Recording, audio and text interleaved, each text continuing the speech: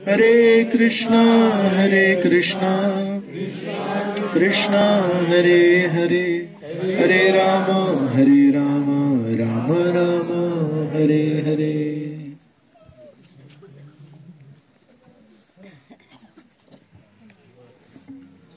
हरे कृष्णा. सर्व भक्तांचे स्वागत. एक आपण सुरू करायच्या आधी एक गोष्ट सांगण्याची महत्वाची आहे की इथे जे वानर आहेत हे रामचंद्रांच्या गँग मधले आहेत आणि आपल्याला साधारणपणे जी सवय आहे ती वृंदावनची, नंदगावची, बरसाण्याच्या वानरांची आहे. ते नक्कीच जास्ती खोडकर असतात आणि साध्या सुध्या गोष्टींनी कधी तृप्त होत नाहीत.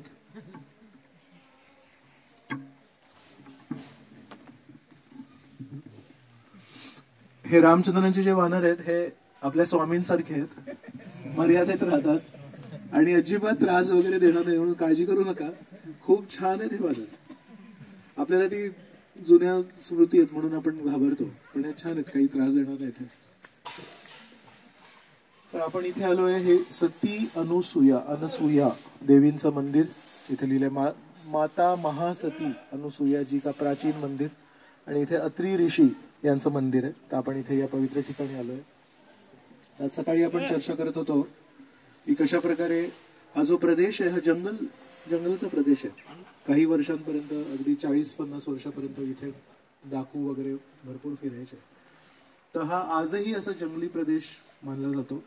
पण या जंगलामध्ये इथे एवढी सुंदर की जी मंदाकिनी गंगा नदी वाहते आणि इथे जे सुंदर एक विशेष वातावरण आहे, त्याचं काय कारण आहे याच्यावर आपण थोडी चर्चा करणार होतो. प्रभू रामचंद्र जेव्हा चित्रकूटला आले तेव्हा आकर्षित होऊन आले. त्यांना इथे याच्या आधी आपण चित्रकूटवरून कसे आलो, आपण पश्चिम दिशेने आलो आणि प्रभू रामचंद्र कसे आले माहिती आहे, पूर्व दिशेने आले. प्रभू रामचंद्र अयोध्येतून आले, मग प्रयागराजपर्यंत आले. मग प्रयागराजला भारद्वाज ऋषी त्यांना भेटले. भारद्वाज ऋषींनी सांगितलं त्यांना की आता तू प्रयागवरून यमुना नदी जशी वाहते, यमुना नदी अशी मथुरा वगैरे करून सतनापासून इथे 1 तासावर एक राजापूर नावाचं गाव आहे. तर राजापूर गाव म्हणजे तुलसीदास यांचं जन्माचं गाव. तर तिथे आजही जर तुम्ही गेले तर त्यांची स्वतःची लिहिलेली रामचरित मानस त्या त्यांच्या सुंदर अक्षरांमध्ये अजूनही उपस्थित आहे. तर अशी ही राजापूर पासून जाऊन वाहत वाहत वाहत अशी थोडी वर जाते पूर्वेकडे आणि मग तिथे प्रयागराजला भेटून गंगा नदी आणि यमुना नदीचा संगम होतो. तर रामचंद्रांना भरद्वाज ऋषींनी उलटी दिशा घ्यायला सांगितली. म्हणजे नदीचा जो प्रवाह असा इथून प्रयागराजला चाललाय तर त्यांना सांगितलं की तुम्ही या दिशेने या म्हणून. आणि असं प्रयागवरून यमुना नदीचा काठ धरून म्हणाले काही अंतरावर तुम्हाला नदीच्या त्या बाजूला, म्हणजे नदीच्या त्या बाजूला आहे, अयोध्या वगैरे हे नदी पार करू नये, आपण या नदीच्या या बाजूला आहोत. तर म्हणाले की एका ठिकाणी तुम्हाला एक खूप मोठं वृक्ष दिसेल, वटवृक्ष, आणि त्या वटवृक्षावर खूप हिरवीगार पाने असतील आणि खूप विशाल वटवृक्ष आहे ते. त्यांना सांगितलं की त्या वटवृक्षाचं नाव श्याम आहे. वाल्मिकी रामायणामध्ये याचं सगळं वर्णन येतं. तर म्हणाले त्या वटवृक्षाचं नाव श्याम आहे आणि जेव्हा तुम्हाला तो असा विशाल काय वटवृक्ष दिसेल तिथे तुम्ही तुमचा प्रवास थांबवा आणि नदी ती पार करा आणि नदीला या पार करून त्या वटवृक्षाच्या जवळून थोडे जर समोर गेले तर तिथून एक जंगल सुरू होतं आणि त्या जंगलामध्ये एक खूप सुंदर पर्वत आहे ज्याचं नाव आहे चित्रकूट. तिथे तुम्ही राहू शकता. तर भारद्वाज ऋषींनी त्यांना विनंती केली. त्यांचे आशीर्वाद घेऊन प्रभू रामचंद्र यमुना नदीपर्यंत आले. यमुना नदीच्या पार त्यांना तो विशाल वटवृक्ष दिसला. मग तेव्हा कसं पार केली नदी त्यांनी, तर लक्ष्मणजी हे सेवेमध्ये, शेष नाव आहे ना त्यांचं, शेष. मराठीमध्ये शेष शब्दाचा काय अर्थ होतो, जे राहिलं ते, तर अवशेष. तर शेष का म्हणतात त्यांना, की ते सेवेमध्ये काही शेष ठेवत नाहीत. रामचंद्रांच्या सेवेमध्ये कुठल्या सेवेमध्ये लक्ष्मणजी नाही आहेत, तर म्हणून त्यांचं नाव आहे शेष, की सेवेमध्ये काही ते शेष नसतं त्यांच्याकडे, जे काही आहे ते लक्ष्मणजी धरून टाकतात. तर म्हणून लक्ष्मण, राम आणि सीता जेव्हा प्रयागला आले, भारद्वाज ऋषींनी सांगितल्याप्रमाणे मग यमुना नदीच्या विरुद्ध प्रवाहाने आले. मग त्यांना ते वटवृक्ष दिसलं. मग लक्ष्मणजींनी एक लाकूड वगैरे असे गोळा केले, त्याला दोऱ्यांनी बांधलं आणि एक अशी एक बोट सारखी, सपाट म्हणतो ना आपण त्यांना, बोट नव्हती, होडी नव्हती, पण अशी तरापा, त्याला इंग्लिशमध्ये मला रॅफ्ट म्हणतात, तेवढं माहिती आहे, म्हणून मी तुमच्याकडून शिकत असतो. तर त्या तराप्यावर त्यांनी छान मखमली पानं शोधून काढली, फुलं शोधून काढली, त्याला छान असा बिछाना बनवला पानांचा आणि फुलांचा. आणि सीता आणि रामाला त्या तराप्यावर पण लाकडाच्या छान त्यांना आरामाची जागा बनवून दिली. आणि लक्ष्मण हे पोहत पोहत एका हाताने पोहत आहेत आणि एका हाताने त्याला धक्का मारत मारत त्यांनी यमुना नदी पार केली. यमुना नदी पार करताना सीता देवींनी यमुना नदीला प्रार्थना केली की प्रभू रामचंद्रांवर एक संकट जे आलंय, आम्ही वनवासात आहोत, तर लवकरात लवकर प्रभू रामचंद्रांना अयोध्येमध्ये जाऊ द्या. यमुने नदीला प्रार्थना केली. आणि नंतर जेव्हा नदी पार केली तेव्हा तिथे श्याम वृक्ष होता, तर त्या श्याम वृक्षाला पण सीतादेवीने प्रार्थना केली. तर तिथे काही आचार्य असा आपल्याला प्रश्न विचारतात की या सगळ्या अशा या वृक्षाचं नाव श्याम काय?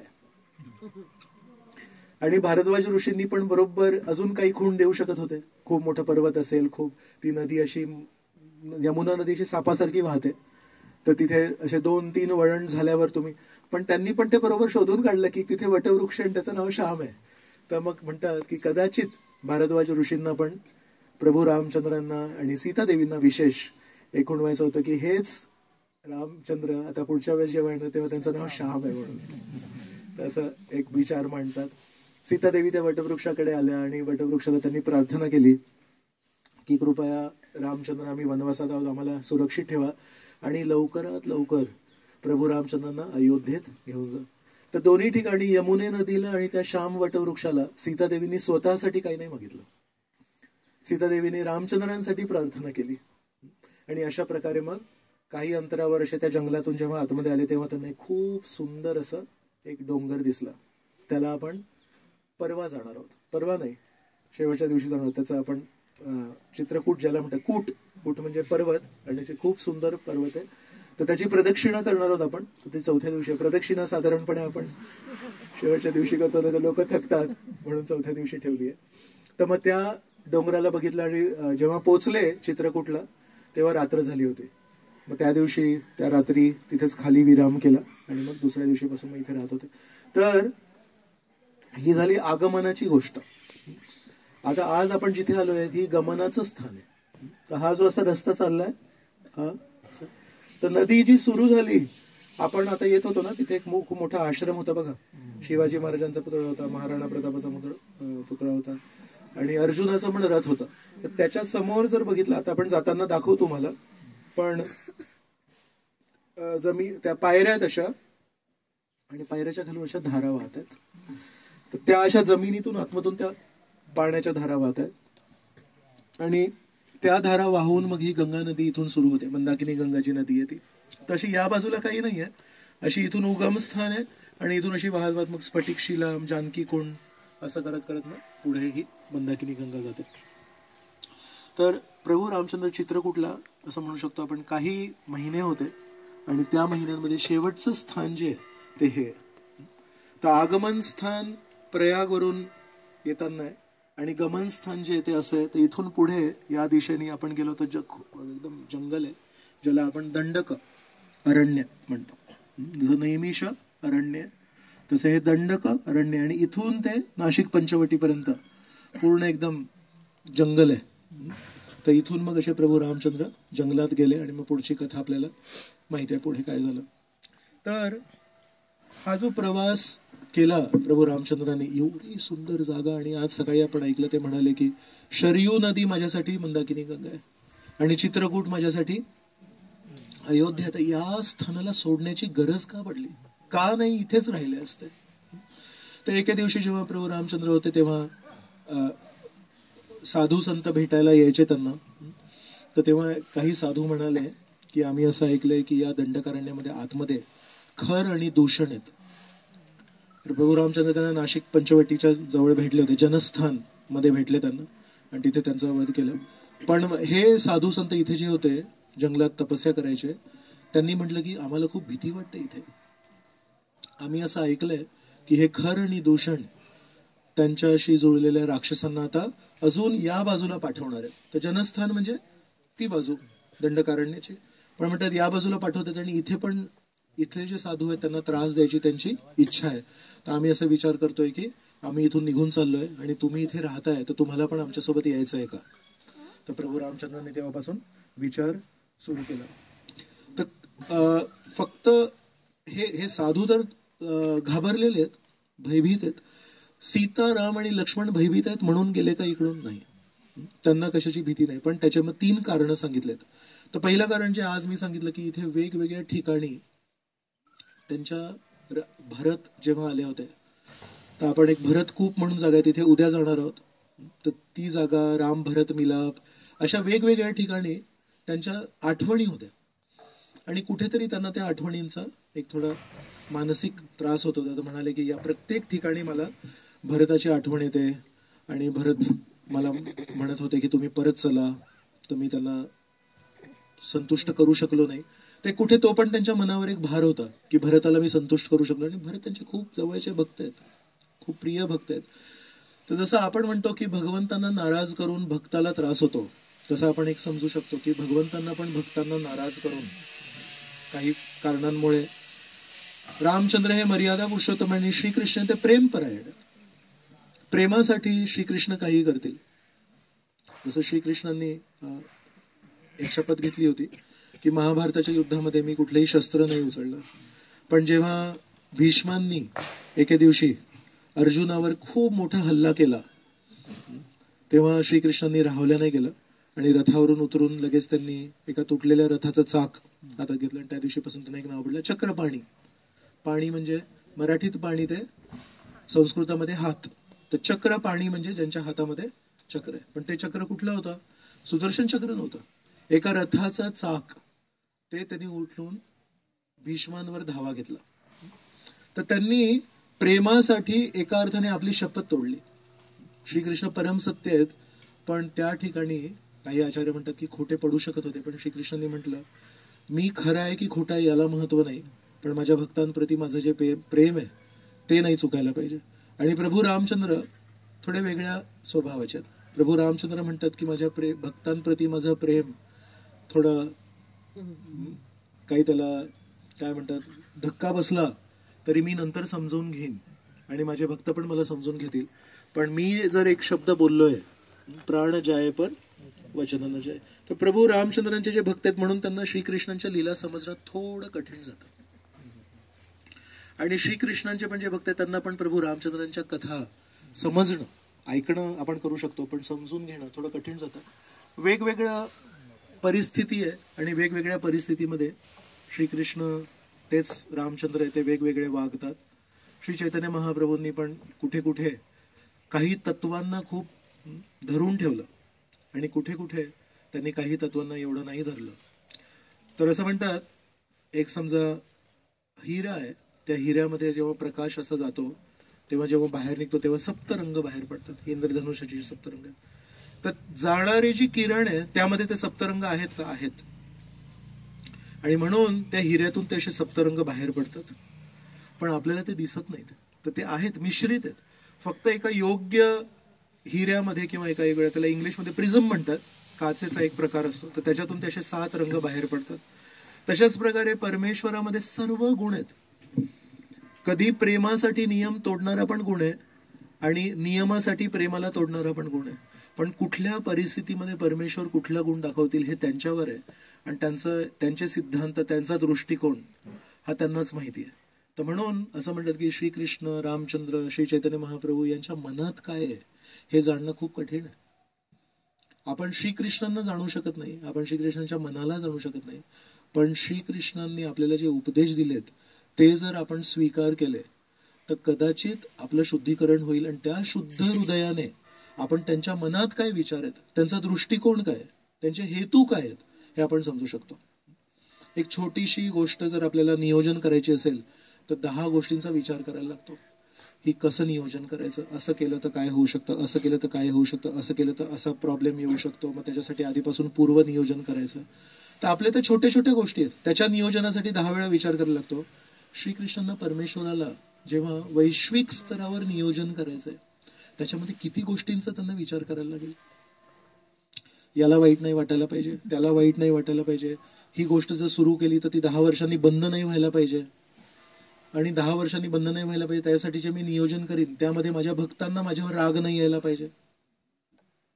आणि भक्तांना राग न येण्यासाठी मी जेव्हा त्यांच्याशी प्रेमाने वागीन तेव्हा राक्षसांना असं नाही वाटायला पाहिजे की हे फक्त आपल्या भक्तांनाच धरून ठेवतात आणि काही नियम पालन नाही करत. विचार करा, परमेश्वरावर किती बंधन आहेत. आपण म्हणतो की परमेश्वरावर बंधनं नाही आहेत, तर जर परमेश्वरला हृदय नसतं, परमेश्वराला चेतना नसती, जर परमेश्वर केवळ एक दगडासारखी मूर्ती असते तर बंधनं नाही आहेत. पण जेवढे आपण प्रगत होतो, जेवढे आपण संवेदनशील होतो, तेवढे खरं तर आपल्यावर बंधनं वाढत जातात. जो दगडासारखा निष्ठुर व्यक्ती आहे, ज्याला कोणाचं काही घेणं देणं नाही, तो आपलं काम करत जातो आणि सरळ आगगाडीसारखा नुसता जातो. समोर कोणी प्राणी आला, माणूस आला तर तो मरण पावणार. पण जो संवेदनशील आहे तो एक पाऊल घ्यायच्या आधी विचार करतो, हे पाऊल घेतलं, खाली मुंग्या असतील तर, त्या मुंग्या मरण पावल्या तर, आणि हे मी पाऊल घेतोय हे योग्य दिशेने घेतोय की अयोग्य दिशेने घेतोय, कोणी जर ते बघितलं तर त्यांना कसं वाटेल. विचार करा, परमेश्वर जे सर्वात अधिक संवेदनशील आहेत, प्रत्येक निर्णय घेताना, कुठल्याही युद्धामध्ये भाग घेताना, कुठल्या राक्षसाला मारताना, कुठल्या भक्ताची रक्षा करताना किती त्यांना विचार करायला लागतो. तर एक कारण हे की भरताला मी संतुष्ट करू शकलो नाही आणि म्हणून दुखी होते. दुसरं कारण होतं की जेव्हा भरत महाराज इथे आले तेव्हा खूप मोठं सैन्य घेऊन आले. तर असं वर्णन आहे की 1.5 योजन म्हणजे 12 किलोमीटर होतात. तर आपण जाऊ तिथे, ते लक्ष्मण चौकी आहे. लक्ष्मण जिथे बघत होते, एका झाडावर चढून त्यांनी बघितलं आणि दूरून असं सैन्य येत होतं. तर ते सैन्य जेव्हा पोहोचलं चित्रकूटच्या जवळ, तिथून 12 किलोमीटर पर्यंत फक्त सेना दिसत होती भारताची. त्याच्यामध्ये अनेक हत्ती, घोडे, रथ, सैनिक, हे सगळं. तर त्यांची सगळी ती अरेंजमेंट 12 किलोमीटर पर्यंत विचार, नुसतं सैन्य दिसतंय. तर प्रभू रामचंद्र म्हणाले, ही साधूंची भूमी आहे, हे तपोभूमी आहे. आणि या तपोभूमीमध्ये राजा एवढा मोठं सैन्य घेऊन आला, एवढे मोठे रथ, हत्ती घेऊन आला, ते सोपं नव्हतं. अनेक झाडांना कापायला लागलं तेव्हा तेवढी अरेंजमेंट करण्यासाठी. तर प्रभू रामचंद्रांना वाटत होतं की मी इथे आलो म्हणून कितीतरी एका अर्थाने थोडंफार ते जंगल नष्ट झालं. तर ती एक संवेदनशीलता होती रामचंद्रांची. आणि तिसरं कारण होतं, म्हणाले की आतापर्यंत लोकांना माहिती नव्हतं की मी कुठे आहे. अयोध्येमध्ये जेव्हा निघाले, असं म्हणतात ना, आधी माहिती आहे, असं कुठला जर गड असेल किंवा कुठला असे राजे वगैरे, जर सिंधुदुर्ग मला माहिती आहे एक दुर्ग आहे, तर आजूबाजूला सगळं पाणी आहे. भागवतामध्ये 10व्या स्कंदामध्ये भौमासुराची कथा येते. तर भौमासुराला मारायला जेव्हा श्रीकृष्ण सत्यभामा देवी सोबत गेले तेव्हा गरुडाने गेले. का बरं? कारण तो ज्या ठिकाणी राहत होता तिथे आजूबाजूला असं पाण्याची नदी वगैरे असं बनवतात ना, की आपण जाऊ शकत नाही. हा, तर तसं बनवतात, बरोबर. तर म्हणतात जेव्हा प्रभू रामचंद्र अयोध्येतून बाहेर पडले तेव्हा अयोध्येचे लोक पण बाहेर पडू नाही शकले. का? खंदक. तर तिथे त्या अयोध्येच्या भक्तांच्या अश्रूंचा खंदक बनला. त्या खंदकामुळे अयोध्येचे वासी हे प्रभू रामचंद्रांच्या पाठीमागे जाऊ शकले नाही. आणि ते खंदक कशाचा होता? त्यांच्याच. एवढे रडले हे लोक. तर जेव्हा भरत महाराज इथे आले तेव्हा भरत महाराजांनी शोध लावला. आणि आता भरत महाराजांनी शोध लावलाय म्हणजे ही बातमी आता पोहोचणार अयोध्येमध्ये. मग हळूहळू एका अर्थाने भरत महाराज जरी गेले होते, सगळे लोक भरत महाराजांसोबत येऊ शकले नव्हते, कारण अयोध्या नगरी पण सुरक्षित ठेवणं हे भरत महाराजांचं कर्तव्य होतं. तर म्हणून भरत महाराज गेल्यानंतर हळूहळू अनेक लोक पण यायचे भेटायला प्रभू रामचंद्रांना. मग प्रभू रामचंद्र म्हणाले, मी कैकेयीला वचन दिलं होतं वनवासाचं. वनवास म्हणजे वनामध्ये वास नाही करायचंय केवळ, म्हणजे वनामध्ये एक रिसॉर्ट बांधून तिथे आरामात राहायचं नाहीये, आणि त्याला म्हणायचं नाही की वनवास. रामचंद्र जेव्हा अयोध्येतून निघाले तेव्हा पहिले गुहाला भेटले. तर गुहांच्या घरी जेव्हा गेले तर गुहा हे निषादराज होते, जंगलात राहत होते. तर मग त्यांनी खूप छान पाहुणचार केला. त्यांनी मध आणलं, वेगवेगळे खूप गोड छान जंगली फळं आणले रामचंद्रांसाठी. आणि रामचंद्रांनी त्या दिवशी रात्री काय खाल्लं त्याच्यातलं कोणी सांगणार? प्रभू रामचंद्रांनी त्या दिवशी केवळ पाणी प्यायले. मग तेव्हा गुहा म्हणाले, तुम्ही काहीच खाणार नाही, आमचा आतिथ्य स्वीकार नाही करणार? तेव्हा रामचंद्र काय म्हणाले, मी वनवासात आहे, जरी तुम्ही वनाचे फळं देताय, वनातलं मध देताय, काही पेय नाही आहे, शरबत नाही आहे, वनातलं मध, वनातली फळं. तर गुहाला पण माहिती आहे की रामचंद्र हे उच्च तत्वांचं पालन करणार आहेत, पण म्हणाले हा आतिथ्य सत्कार आहे. आणि वनवास म्हणजे केवळ वनामध्ये वास नाही करायचा आहे, तर तपस्या करायची आहे. जे आपण रोज खातो ते नाही खायचं, जे रोज आपण पितो ते नाही प्यायचं, जिथे रोज झोपतो तिथे नाही झोपायचंय. म्हणून आज मी केवळ, आणि ते फळं वगैरे रामचंद्र ज्या रथावर बसून आले होते त्या घोड्यांना प्रभू रामचंद्रांनी खाऊ घातलं. पण स्वतः पाणी पिऊन, पहिली रात्र अयोध्येच्या बाहेर केवळ पाणी पिऊन एका झाडाखाली वाळलेलं गवत टाकलं, त्याचा बिछाना बनवून सीता आणि राम त्या दिवशी झोपले. लक्ष्मण पहारेकरू बनले त्या दिवशी. तर असे हे प्रभू रामचंद्र आहेत जे कडक तत्वांचं पालन करतात. तर म्हणून म्हणतायत की आता इथे हे लोक येतील आणि मला काहीतरी नाही म्हटलं तरी भेटवस्तू आणून देतील, तर सीते लक्ष्मण आपल्याला इथून निघायला पाहिजे. तर म्हणून जिथे राहत होते चित्रकूट पर्वताच्या जवळ, तिथून असे या दिशेने आले आणि इथून असं ते दंडकारण्य सुरू होतं. तर इथे येता येता मग इथे एक आश्रम आहे, जिथे आपण इथे आलोय, तिथे अनुसूया देवी आणि अत्री ऋषी यांचा इथे आश्रम आहे. तर तिथे भेटायला आले. तर इथे जेव्हा भेटायला आले तेव्हा अत्री ऋषींनी त्यांना स्वागत केलं. अत्री ऋषी म्हातारे आहेत आणि अनुसूया देवींचं जे वर्णन केलंय वाल्मिकी रामायणामध्ये, वाल्मिकी ऋषी म्हणतात की केळीच्या झाडाचं पान वाऱ्यामध्ये कसं हलतं नाही, त्याला स्थिरता नसते, तशी जेव्हा अत्री ऋषींना राम आणि सीता भेटले तेव्हा आश्रमाच्या आतमधून अनुसूया देवी आली.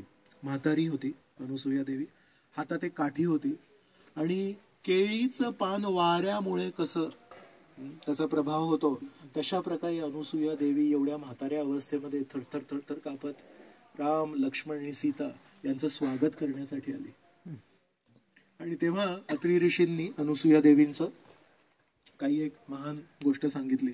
मग अत्री ऋषी म्हणतात की एकेकाळी या पूर्ण परिसरामध्ये सगळं काही खूप तपस्या करण्यासाठी होतं. ही एवढं सुंदर जागा नव्हती ही, आणि इथे अनेक अनेक साधू येऊन कठोर तपस्या करायचे.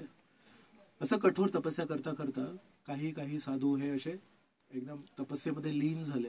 आणि का कोणाच ठाऊ या ठिकाणी तपस्येसाठी की काय, पण 10 वर्ष दुष्काळ पडला. तर काही साधू त्यामध्ये टिकले, पण काही साधूंना त्याच्यामध्ये त्रास व्हायला लागला. जे इतके कडक साधू नाही त्यांना पाणी पाहिजे.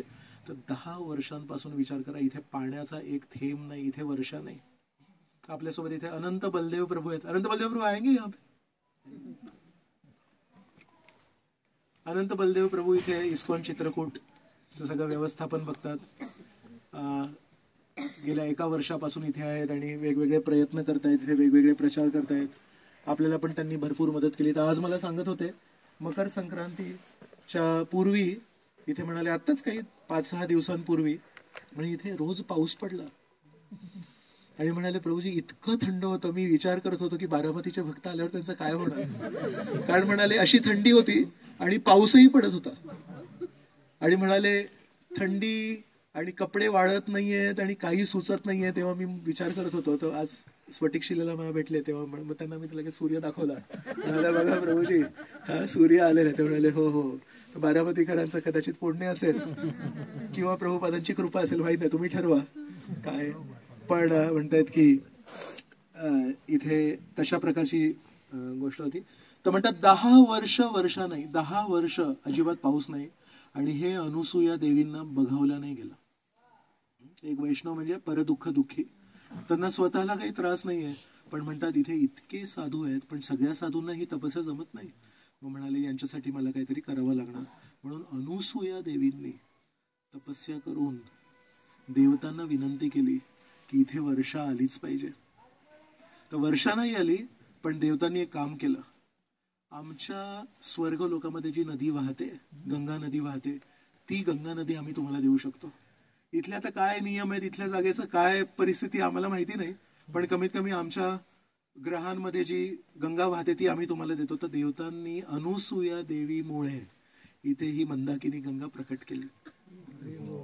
अनुसूया देवीमुळे इथे मंदाकिनी गंगा आली. आणि मग जाताना मी ते धारा दाखवीन तुम्हाला, त्या धारा ज्या येत आहेत त्या, आणि मग ही मंदाकिनी गंगाशी वाहते आणि आपण आज स्फटिक शिलेला वगैरे. तर त्या दिवशीपासून मंदाकिनी गंगा आली म्हणजे त्या प्रकारचं वातावरण पण आलं. तर स्वर्ग लोकांमध्ये कसं सुंदर, साफ, स्वच्छ, शुद्ध वातावरण असतं, त्या दिवशीपासून ती नदी आल्यामुळे हे सगळं वातावरण बदललंय आणि खूप रमणीय स्थान झालंय. तर आजपर्यंत आपण जे बघत होतो की अरे एवढी सुंदर जागा कशी काय, या सर्वांचं श्रेय अनुसूया देवींना जातं. मी यांना थोडी विनंती करतो, हिंदी में कुछ हमको इस स्थान के बारे में अगर आप बताएंगे, कुछ भी आप बताइए। अब हम बताएंगे ना, जरूर बताएंगे, आप ही बताइए. मैंने वो 10 साल की स्टोरी बताई केवल कि आए वो यहाँ पे और फिर उन्होंने 10 साल से वर्षा नहीं हुई थी, तपस्या की. लोकल कथा है दत्तात्रेय वाला, वो बताएंगे. तीन अलग बताओ. आपके चित्रकूट के बारे में कुछ अनुभव है, कैसे कैसे भी बता सकते हैं. हरे Krishna. Thank you so much, आप लोग इतने दूर चित्रकूट धाम में आए. भगवान का जो वास्तविक धाम, जैसे ऐसे एक प्रभु जी हमारे आए थे यहाँ, इस ग्रेस शंकर निताई प्रभु, तो बता रहे थे कि चित्रकूट जो है वो बहुत स्पेशल जगह है भगवान राम की लीला का. और वृंदावन में भगवान कृष्ण लीला में वृंदावन में भगवान 11.5 साल रहे, तो यहाँ चित्रकूट में भगवान राम 11.5 साल रहे. तो उसको चित्रकूट को रामलीला में वृंदावन का महत्व है ना. यहाँ पे वही भगवान सीता माता और भगवान राम का बहुत सारा लीला यहाँ पे हुआ है.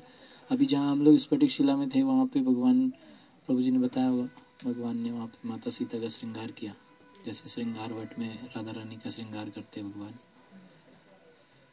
तो 11.5 साल भगवान यहाँ रहे. और चित्रकूट पर्वत हम लोग एक दिन जाएंगे, वहाँ पे परिक्रमा भी है. और वो पर्वत भगवान राम का ही स्वरूप है. जैसे गिरिराज जी गोवर्धन में गिरिराज भगवान कृष्ण है, वैसे ही तो इनका परिक्रमा यहाँ पे होता है. और यहाँ के जो राम भक्त हैं लोकल में, जैसे कृष्ण भक्त गिरिराज शिला का पूजा करते हैं, ऐसे वो कामतानाथ जी का, उन्हीं का नाम कामतानाथ है, उन्हीं का नाम चित्रकूट है, तो उनका पूजा करते हैं. और तुलसीदास जी को यहाँ भगवान राम का दर्शन हुआ था, तो बेसिकली यहाँ पे वो रामचरितमानस बहुत पढ़ी जाती है और उसमें भी इसका महत्व है. ऐसे उसमें एक चौपाई आता है, लोकल में बहुत चलता है वो, चित्रकूट चिंता हरण आए सुख के चैन, पाप कटे जुग चार के देख कामता नैन. चित्रकूट में सारी समस्त चिंताएं खत्म होती है, सुख मिलता है, आनंद की प्राप्ति होती है. और जो भी भगवान, जो चित्रकूट में जो भगवान राम का मुखारविंद है, वो स्वयंभू है ना, वो अपने आप प्रकट है. और उनके आँखों का दर्शन करने से चारों युग में किए हुए पाप नष्ट हो जाते हैं. तो वो बहुत स्पेशल दर्शन है. उनके मुख में कभी कभी अपने आप जल धारा आती है. तो यहाँ 4 धारा यहाँ फेमस है चित्रकूट में, कामत धारा, नरसिंह धारा, सरयू धारा, हनुमान धारा. तो वो एक धारा, वो कामत धारा वही है जो कामतानाथ यानी चित्रकूट पर्वत का जो मुखारविंद है, जैसे जतिपुरा में गिरिराज का मुखारविंद हम लोग देखते, तो ऐसे मुखारविंद में कभी कभी जल आता है. तो इस साल 3 साल बाद आया, अभी जो सितंबर के मंथ में, अगस्त सितंबर में कुछ दिनों के लिए उनके मुखारविंद में जल आया था. तो कुछ भक्त लोग जो वहाँ पहुँचे थे, उन्होंने, पंडित जी ने उनको चरणामृत के रूप में दिया. अभी चरणामृत है वो क्या है मुख से तो वो देते हैं वहाँ. तो ऐसे बहुत स्पेशल जगह है. और एक यहाँ पे बहुत वरिष्ठ एक साधु यहाँ हमको मिले थे, काफ़ी सालों से यहाँ रह रहे हैं. उनका एक छोटा सा आश्रम है. यहाँ बहुत सारे साधु रहते हैं. ये जंगल में हम 1.5 किलोमीटर 2 किलोमीटर अंदर जाएंगे, ये नदी किनारे ही है ना. जो आप अभी हम लोग जब बस से आए हैं ना, तो बीच में एक जगह बहुत चौड़ा रास्ता था, तो वहाँ से कट है, वहाँ पे ऐसे गाड़ी नहीं जा सकता, पैदल जाते हैं 1.5-2 किलोमीटर अंदर. तो यही मंदाकिनी नदी वहाँ पर है, वहाँ पे साधु लोग रहते हैं है ना. जंगल में ऐसे 60-70 कुटिया हैं वहाँ पे, तो वो लोग रहते हैं ना. अभी इतना ठंड में भी वो लोग ऐसे ही बैठ के भजन कर रहे होते हैं बिना कपड़े के ऐसे. तो वो वो साधु लोग वहाँ रहते हैं, तो उन लोगों का कहना है कि आज भी यहाँ पे भगवान राम का दर्शन हो सकता है, भगवान का धाम है। तो वो लोग बताते हैं कि उनको ऐसे अनुभव होते रहते हैं। हम लोग कभी जाते हैं उनको मिलने के लिए, तो वो लोगों ने चित्रकूट की महिमा बता रखी है कि ये चित्रकूट पर्वत वास्तव में वो बता रहे थे कि क्षीर सागर के ऊपर ही है एक तरीके से। और बहुत सारे साधु लोग उसमें, जब हम लोग परिक्रमा करेंगे चित्रकूट पर्वत का, तो आप लोग वहाँ लिखा हुआ देखेंगे प्रथम द्वार, द्वितीय द्वार, ऐसे तृतीय द्वार, चतुर्थ द्वार, 4 द्वार वहाँ है। तो द्वार है माने एंट्रेंस है, तो वहाँ कोई एंट्रेंस नहीं है, तो पर्वत है ना चारों तरफ से। तो लोग बताते हैं कि ये जो कोई, अगर किसी को उतना कोई दिव्य व्यक्ति है तो इस पर्वत के अंदर जा सकते हैं और वहाँ उनको बहुत सारे ऐसे भगवान के दर्शन हो सकते हैं। इसलिए वहाँ लिखा है 4 द्वार, वो 4 गेट हम लोग परिक्रमा करेंगे तो आप कोई स्पेशल है, वहाँ से एंट्रेंस होता है भगवान का। तो ऐसे बताते हैं कि सुवर्ण कूटम रजताभि कूटम माणिक्य कूटम मणिरत्न कूटम अनेक कूटम बहुवर्ण कूटम श्री चित्रकूटम शरणम प्रपद्ये। वो चित्रकूट का प्रणाम मंत्र है। तो उसमें ये बताते कि ये जब सीता माता, वैसे तो लीला के रूप से देखेंगे तो वो दिखने में जंगल ही था, पर वास्तव में सुवर्ण कूटम, कूट माने पहाड़, सुवर्ण रजताभि चांदी, सोने, माणिक्य, मणिरत्न, ये सब मतलब बहुत ऑपुलेंट जगह था सीता माता जहाँ रहती थी उस पर्वत के अंदर। तो वैसे तो भगवान मतलब जहाँ रह रहे हैं वो धाम है ना, जैसे चिंतामणि ऐसे, तो वही है वो कि वैसे देखने में जंगल है, पर्वत है, पत्थर है, पर वास्तव में बहुत स्पेशल जगह है।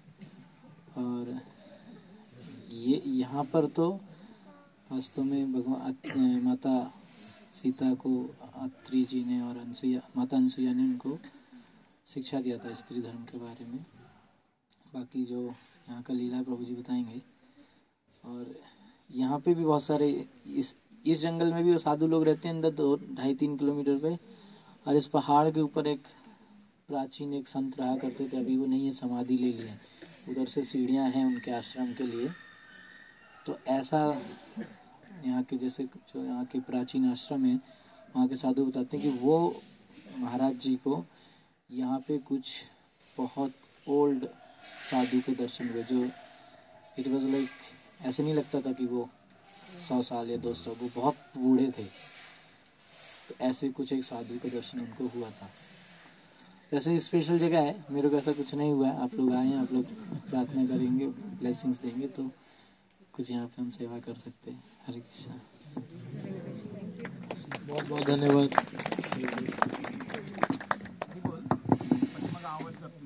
कोणाला? हरे कृष्णा। येतोय? हाँ येतोय? आप थोड़ा धीमे से बोले शायद। हाँ थोड़ा सा धीमे। फिर अत्रि ऋषि जब ये कहानी बताए कि अनुसुईया देवी की वजह से यहाँ पे मंदाकिनी गंगा आई है, फिर और बोलने लगे कि एक प्रतिष्ठान नाम की जगह थी। वो प्रतिष्ठान नाम की जगह है, वहां पे एक ब्राह्मण रहते थे जिनका नाम था कौशिक। और ये जो कौशिक ब्राह्मण है, इसकी कथा भी लगभग अजामिल ब्राह्मण जैसी है।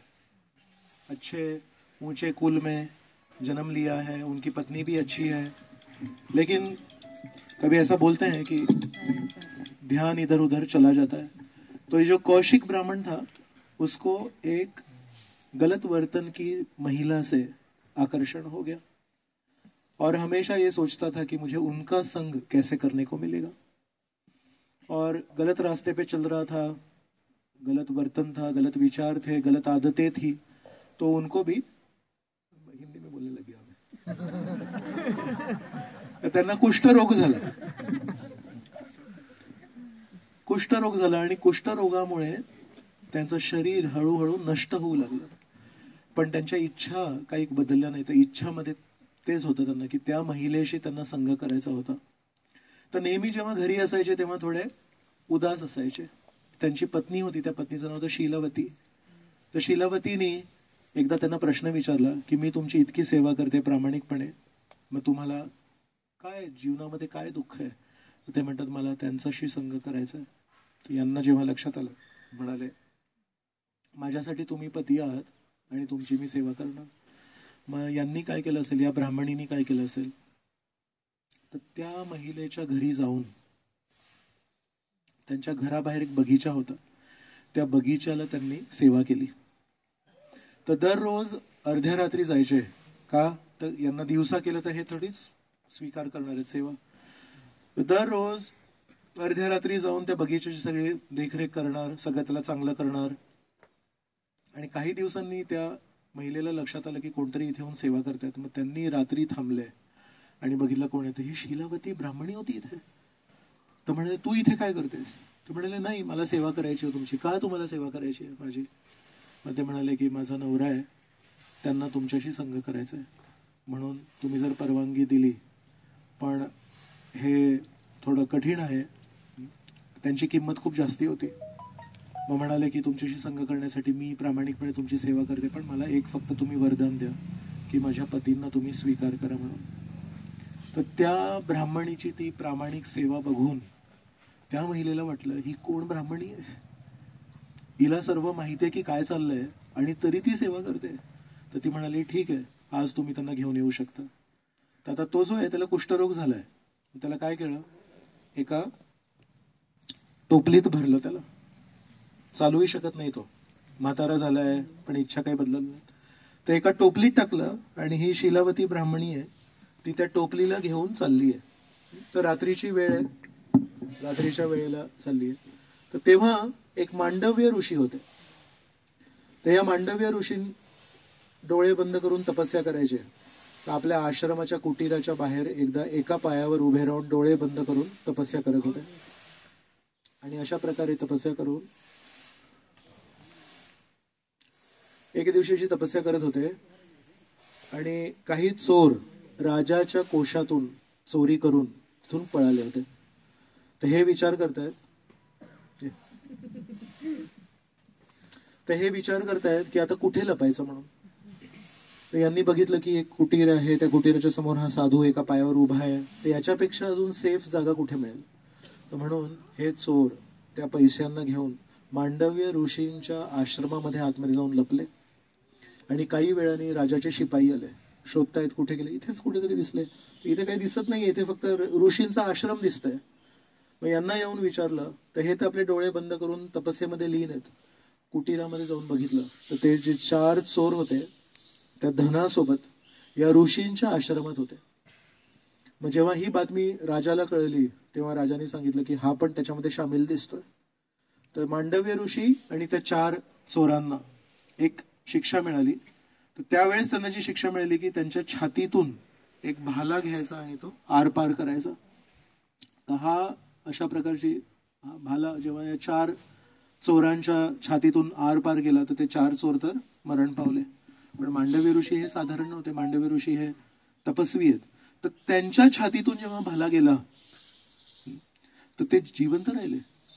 कारण अल्प अन्न, अल्प पाणी, अल्प प्राणवायू यावर जगायला त्यांनी शिकले होते. तर तशा परिस्थितीमध्ये ते विचार करतायत की माझ्यावर असा अन्याय कसा होऊ शकतो. मी आजपर्यंत कधी कोणाचं वाईट नाही केलंय. मग असं का झालं की ज्या गुन्ह्यामध्ये मी सामील नाहीये त्या गुन्ह्यासाठी मला आणि अशी क्रूर शिक्षा की छातीतून एक भाला आरपार चाललाय. तर अशा प्रकारे ते विचार करतायत. तर तो भाला कसा असेल, अर्धा तो बाहेर आलाय समोरून आणि अर्धा मागून भाला बाहेर आलाय. तर त्या रात्री शीलावती जेव्हा एका टोपलीत भरून आपल्या नवऱ्याला घेऊन जात होती तेव्हा अंधारात तिला दिसलं नाही. आणि त्या मांडव्य ऋषींचा जो भाला असा थोडासा जो बाहेर आला होता त्याला धक्का बसला. तर विचार करा आधीच काय परिस्थिती आहे त्यांची. एकतर वेदना शारीरिक कमी आहे आणि एक तात्विक वेदना आहे की ज्यांनी कधी कोणाचं वाईट नाही केलं त्याच्यासोबत असं वाईट का झालं म्हणून. आणि त्या परिस्थितीमध्ये त्या शारीरिक वेदनेमध्ये एक बाई अर्ध्या रात्री न बघता पळत पळत चाललीये, टोपलीमध्ये कोणातरी घेऊन चाललीये आणि तिचा पाय लागला आणि तो भाला हल्ला आणि यांना किती वेदना झाल्या असतील. तर हे जोरात किंचाळले आणि बघितलं तर एक महिला एका टोपलीमध्ये काहीतरी घेऊन चाललीये. मग नीट बघितलं तिथे एक माणूस आहे. तर म्हणाले उद्याच्या सूर्योदयाच्या पूर्वी हा माणूस मरणार. मी शाप देतो म्हणून, मला वेदना झाल्या तर मी शाप देतो. तर शीलवतीने पण बघितलं, तर शीलवती पण तपस्वी आहे. कशामध्ये तपस्वी आहे? पती धर्मामध्ये. पतींची सेवा करण्यासाठी काय किंमत मोजते ती. तर त्यांनी पण एकदम रागाने त्या ऋषी मुनीला बघितलं आणि हे दृश्य बघून त्याचे पती आहेत ते म्हणतात आता जिथे जायचं होतं ते सोडून दे, आता घरी चला. कारण तो खूप विचित्र परिस्थिती निर्माण झाली. आणि शीलवतीने घरी जाऊन प्रार्थना केली, मी माझ्या संपूर्ण आयुष्यात जर कुठल्याही इतर पुरुषाबद्दल विचार जरी केला असेल तर त्या साधूंचे शब्द खरे ठरू दे, पण जर मी पूर्ण आयुष्यामध्ये इतर पुरुषाचा विचारही नसेल केला तर उद्याचा सूर्योदय नको होऊ दे. आणि काय झालं असेल, खरोखर पतिव्रता आहे, पती धर्माचं पालन केलंय. तर त्या रात्री वेळ झाली, रात्रीचे जे विशेष प्राणी असतात, रात्रीचे पक्षी असतात, घुबड वगैरे, हे काय ते पण विचार करतात झालं आता घरी जायची वेळ आली सूर्योदय झाल्यावर. तर सूर्य उदय झालाच नाही, 1 दिवस 2 दिवस सूर्योदयच नाही झाला. मग सर्व देवी देवता हे ब्रह्माजींकडे गेले आणि म्हणाले जर सूर्य नाही झाला तर ह्या पृथ्वीचं काय होणार, या संसाराचं काय होणार, तर काहीतरी करा म्हणून. तर म्हणून ब्रह्माजींनी काय केलं असेल, तर ब्रह्माजींना माहिती आहे अनुसूया देवी या पण एक पतिव्रता आहेत आणि त्यांच्याकडे पण तपस्या आहे. तर ब्रह्माजींनी अनुसूया देवींना विनंती केली की तुम्ही शीलवतीला सांगणार का की त्यांच्या त्या एका प्रतिज्ञेमुळे पूर्ण ब्रह्मांडावर संकट आलंय. तर मग अनुसूया देवी त्या शीलवतीकडे गेले आणि म्हणाले की कृपया पूर्ण संसारावर तुम्ही थोडी कृपा ठेवा, थोड्या दयेची भावना ठेवा आणि सूर्योदयाला होते. पण ते म्हणाले की नाही, माझे पती जर जाणार असेल तर मी ते नाही करणार. ते म्हणाले नाही, ते मी बघते. आणि त्या दिवशी मग त्यांनी अनुमती दिली आणि सूर्योदय झाला. आणि सूर्योदय झाला तर हा जो ब्राह्मण होता कौशिक हा मरण पावला. पण अनुसूया देवींनी त्यांना जीवनदान दिलं आणि मृत्यूमधून पुन्हा एकदा जागृत केलं. तर अशी ही अनुसूया देवी आहे. आणि अनुसूया देवी आणि या शीलवतीकडे काय शक्ती आहे, ते कधी कुठल्या गुरुकुलात नाही गेले, त्यांनी वेद पठन नाही केलं, त्यांनी मंत्रजाप पण नाही केला. त्यांच्याकडे फक्त एकच शक्ती आहे, त्यांच्याकडे त्यांच्या पतींप्रती ते पूर्णपणे एकनिष्ठ आहेत. तर शास्त्रांमध्ये वर्णन आहे 4 स्तर आहेत महिलांचे. तर सगळ्यात उत्कृष्ट पत्नी म्हणजे ज्यांच्या मनामध्ये इतर कुठला पुरुषच नाहीये, त्यांच्या दृष्टीमध्ये एकच पुरुष आहे, तो म्हणजे त्यांचे पती. द्वितीय स्तरावर आहेत, त्यांच्या दृष्टीमध्ये पुरुष आहेत इतर, पण ते म्हणतात हे माझे वडील आहेत, हे माझे भाऊ आहेत, पण पती एकच आहेत. त्याच्या खाली आहे तृतीय स्तरावर महिला आहेत, ते काय बघतात की इतर पुरुषांना पण बघतात, पण म्हणतात शास्त्रांमध्ये सांगितलंय की आपण कधी कोणाचा विचारही करू नये. मग शास्त्रांच्या ज्या काही शिकवणी आहेत त्यांनी त्यांना स्वतः बांधून घेतलंय. शास्त्रांमध्ये काय सांगितलंय हे असं नाही करायचं, इकडे तिकडे बघायचं पण नाही, तर मग मी पण बघणार नाही, म्हणून शास्त्रांनी त्यांनी स्वतःला बांधून घेतलंय. आणि चौथ्या स्तरावर निम्न स्तरावर ज्या महिला आहेत त्या इच्छा असतात पण भीतीपोटी, लोक काय म्हणतील, समाज काय म्हणेल, म्हणून स्वतःला ते थांबवून ठेवतात. तर सती अनुसूया, महासती अनुसूया आणि शीलवती या प्रथम स्तरावर त्यांनी पूर्ण आयुष्यात कधी कोणाचा विचार नाही केला. तर म्हणून या ठिकाणी असं म्हटलं जातं की सती अनुसूयाला आपण प्रार्थना करू शकतो की तुम्ही तुमच्या पतींप्रती जशा प्रकारे एकनिष्ठ आहात तसे आपण सर्व पण एका अर्थाने प्रकृती आहोत आणि पुरुष एकच आहेत, श्रीकृष्ण परमेश्वर. तर म्हणतात इथे आपण त्यांना पण प्रार्थना करू शकतो की आपण पण आपल्या भक्ती मार्गात आपल्या पतींप्रती, यज्ञपती श्रीकृष्ण भागवतामध्ये कधी कधी यज्ञपती म्हणून उद्देशले जातात, तर त्यांच्याप्रती आपण पण एकदम एकनिष्ठ राहायला पाहिजे. मग पुराणांमध्ये ही कथा मग रामायणातली नाहीये, पुराणांमध्ये कथा सांगितली, जे प्रभूजी म्हणत होते की इथे एक लोकल कथा आहे, ती इतर पुराणांमध्ये ती कथा पण आहे अनुसूया देवींबद्दल. तर एकदा नारद मुनी हे प्रवास करत होते, पार्वती देवींनी त्यांना बघितलं आणि पार्वती देवी त्यांना विचारतात की तुम्ही कुठे चाललात. ते म्हणाले महासती अनुसूया यांचं दर्शन करायला मी चाललोय. ते म्हणतात महासती अनुसूया असं तुम्ही नाव तिला देताय, एवढ्या ते महासती आहेत. काय केलं त्यांनी? ते म्हणाले, मला ही जी माहिती दिली आहे हे तुमच्याच पतींनी दिली आहे. शंकरजींनी मला सांगितलंय की अनुसूया देवी आहेत ह्या महासती आहेत म्हणून. ते म्हणतात अच्छा ठीक आहे, मग आपण आपल्या जाऊया यांच्याकडे. मग शंकरजींकडे गेले. म्हणाले, ते कोण आहेत? तुम्ही काय म्हणत होते? ते म्हणाले, हो ते महासती अनुसूया आहे ती. मग ते म्हणाले, मी लक्ष्मी आणि सरस्वती, ब्रह्मा विष्णू आणि महेश, सरस्वती ब्रह्माजींच्या, लक्ष्मी देवी विष्णू आणि पार्वती देवी शंकरजी, आम्ही 3 किती सती आहोत आणि तुम्ही आमच्या समोर अनुसूया देवींना महासती म्हणताय, असं कसं काय म्हणू शकता तुम्ही? तर ते म्हणाले, नाही त्याचं कारण आहे. काय कारण आहे? ते म्हणतात, सती हे नाव कुठून आलं? कुठल्याही एका महिलेला जर ती पतिव्रता असेल तर तिला सती नाव देणं हे कुठून प्रथा सुरू झाली? शंकरजींची पूर्वी पत्नी होती ना सती. तर 4थ्या स्कंदामध्ये सुरुवातीला त्याचं वर्णन येतं भागवतामध्ये की दक्ष प्रजापती होते, त्यांची सुपुत्री होती. तर म्हणतात, सतीला मी अनेक वेळा सांगितलं की तुझ्या वडिलांच्या त्या फंक्शनला, त्या कार्यक्रमाला तू जाऊ नकोस, कारण तुझ्या वडिलांना मी आवडत नाही. एकदा दक्ष प्रजापतींनी आपल्या घरी विष्णू यज्ञ ठेवला होता. विष्णूंच्या स्मृतीमध्ये विष्णूंचं गुणगान करण्यासाठी एक यज्ञ ठेवला होता. आणि त्या यज्ञाचं सगळं केल्यानंतर जेव्हा दक्ष प्रजापती आले त्या सभेत, तर भागवतामध्ये लिहिलंय, 1000 सूर्य उगवतात जेव्हा तेवढं तेज असतं, तेवढं दक्ष प्रजापतींचं होतं. तर असे तेजस्वी व्यक्ती आहेत, विष्णू भक्त आहेत, वैष्णव आहेत. पण ते जेव्हा त्या सभेमध्ये प्रवेश केले तेव्हा 2 व्यक्ती आपल्या आसनावरून उठले नाही. बाकी सर्व देवी देवता जे कोणी मंडळी आले होते सगळे त्यांना प्रणाम करण्यासाठी आपल्या स्थानावरून उभे राहिले. हे कोण होते? एक होते ब्रह्माजी, जे दक्ष प्रजापतींचे वडील आहेत. तर म्हणून मुलगा जे किती श्रेष्ठ असला तरी मुलगा जेव्हा येतो तेव्हा वडिलांना उभं राहायची गरज नाही. आणि दुसरे होते त्यांचे जावई शंकरजी, सतींचं लग्न करून दिलं होतं त्यांच्याशी. तर याच्यातून जेव्हा शंकरजी उठले नाही तेव्हा त्यांना इतकं वाईट वाटलं, माझा अपमान केला यांनी. इथे सर्व देवी देवता उठतायत, एक माझे वडील उठले नाही आणि तुम्ही तर जावई आहे माझे, तर तुम्ही तर उठायला पाहिजे होतं. पण शंकरजी का नव्हते उठले? शंकरजी त्यावेळेस वाट बघत होते की अरे अजून आले नाही दक्ष प्रजापती, आणि बाकीचे लोक काय काय गप्पा मारत होते, पण यांनी डोळे बंद केले आणि परमेश्वराच्या, श्रीकृष्णांच्या चरणांवर ध्यान करत होते. तसे डोळे बंद करून ध्यानस्थ आहेत आणि ध्यानस्थ अवस्थेमध्ये त्यांना लक्षात नाही आलं की दक्ष प्रजापती कधी आले, लोक कधी उठले, काय परिणाम झाले, काय झाले.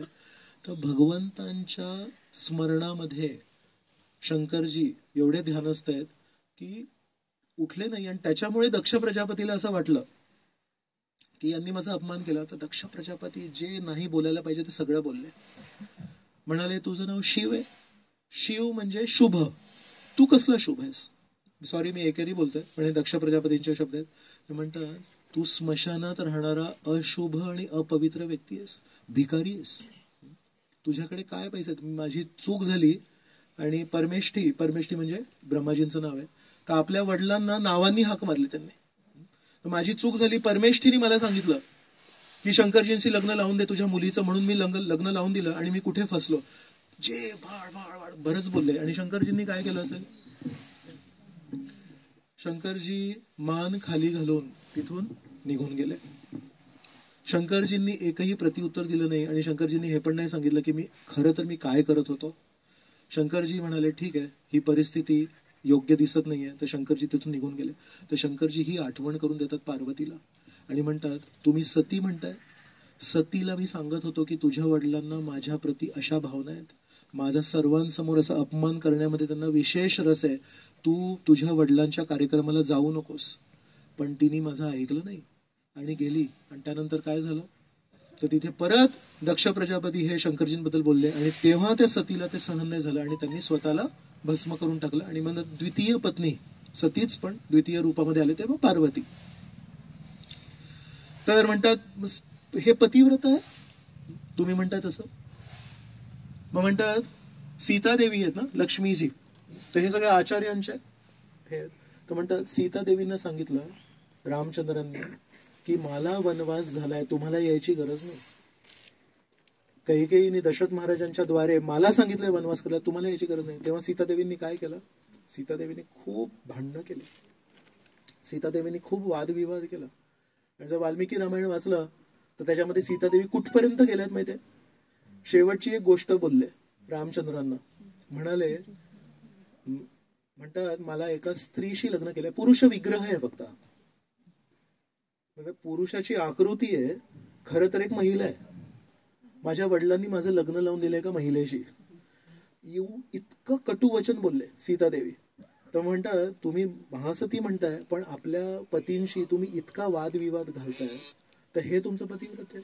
आणि म्हणतात सरस्वती तुम्ही पण म्हणताय की तुम्ही पण पतिव्रत आहात, तुम्ही तुमच्या पतींना कधी बोलूच देत नाही, म्हणून तुमच्या पती मग वाचन करत असतात आणि मनन करत असतात, तुम्हीच बोलता जास्ती. ते आचार्यांची टीका.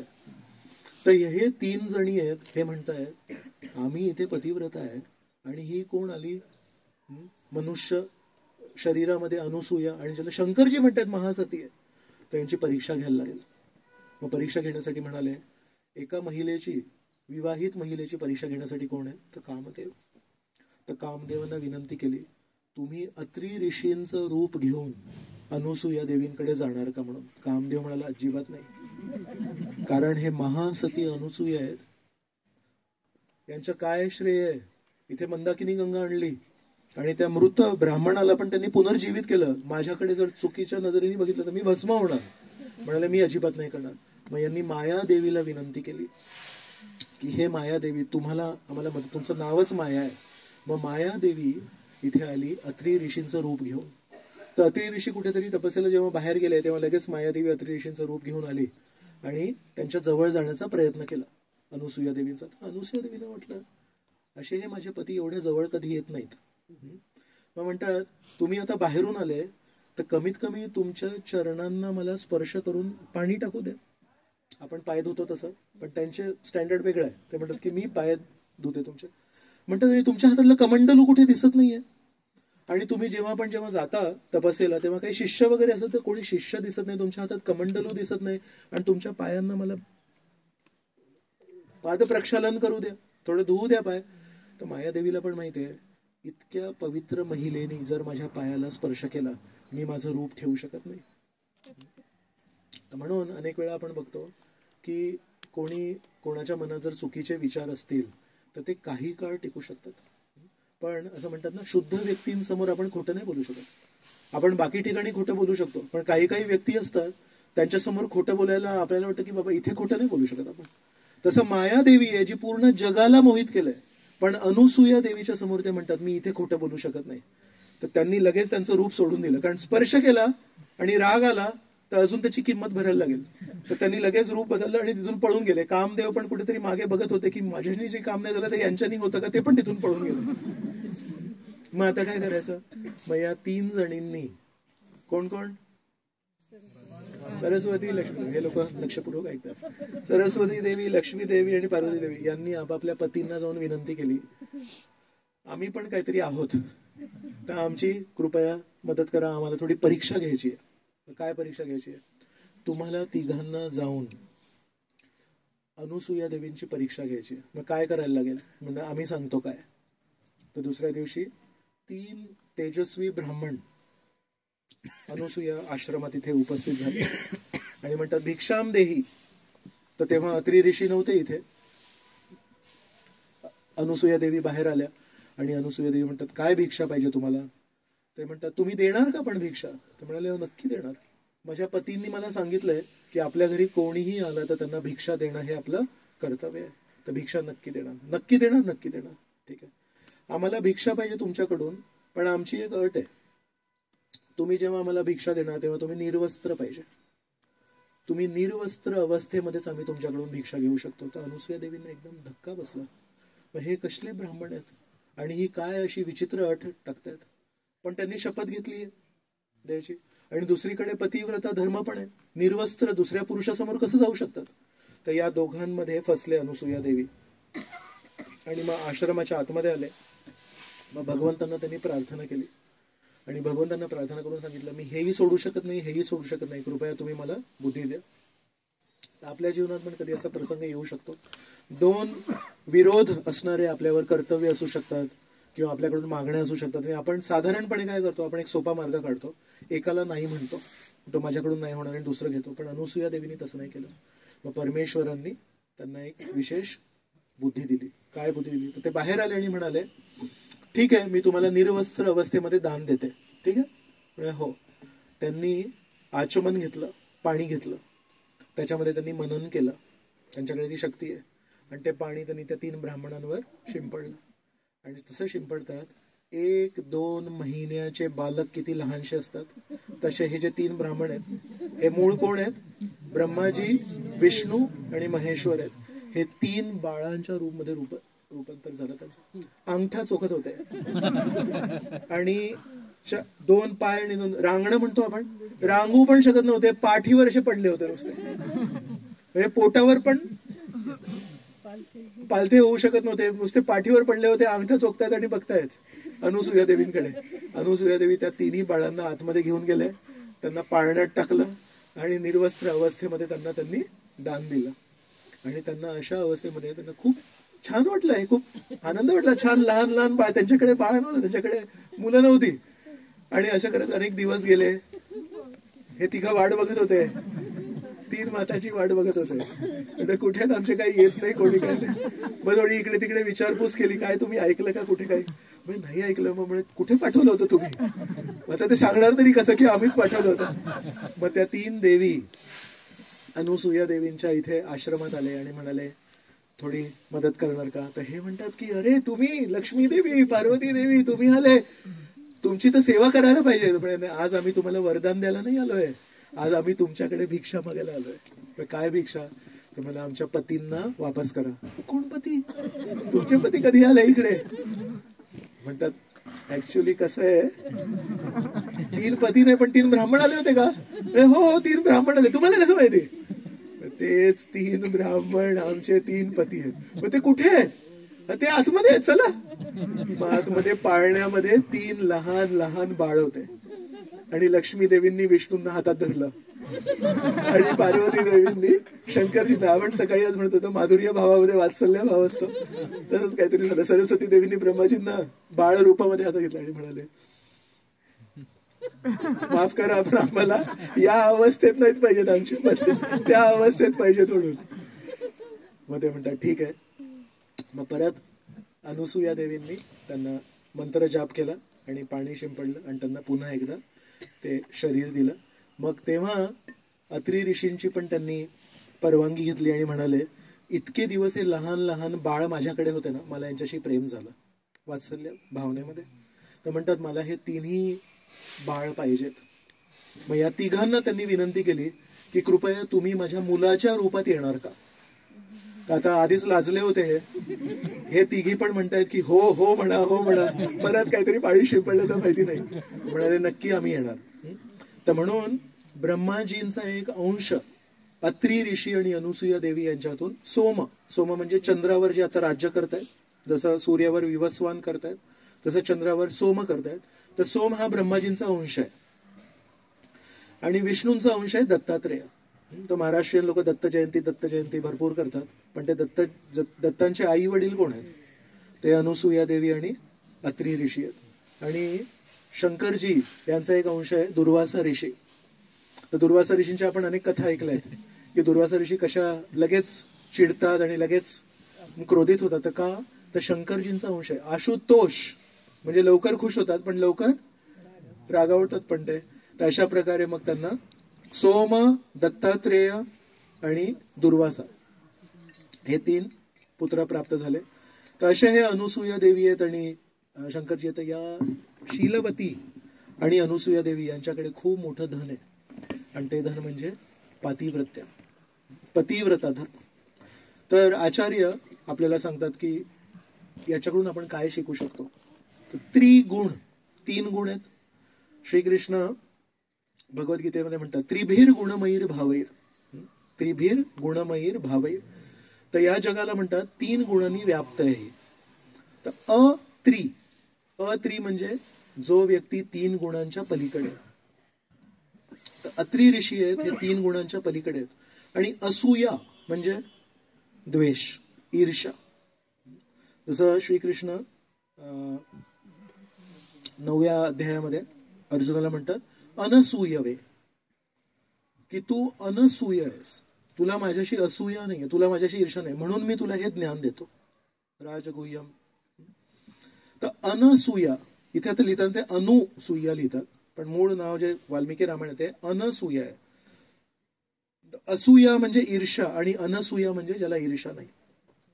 मग आचार्य आपल्याला म्हणतात जर एखाद्या व्यक्तीकडे अत्रिय असतील, 3 गुणांच्या पलीकडे असेल, आणि जर अनसूया असेल, जर ते ईर्षेच्या पलीकडे असेल, त्याच्याकडे ईर्ष्या नाही, तर तिथे प्रभू रामचंद्र स्वतः येतात आणि आपल्यासोबत भक्ती देवीला पण घेऊन येतात.